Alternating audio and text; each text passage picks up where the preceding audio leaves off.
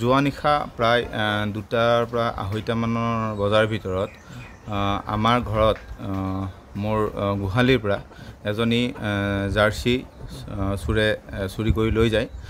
লগতে গাঁৱত আৰু দুঘৰ মানুহৰ পৰা তিনিজনীকৈ সম্পূৰ্ণ 7জনী গৰু আমাৰ এই গাঁওখনৰ পৰা যোৱাকালি নিশা চুৰি হৈছে।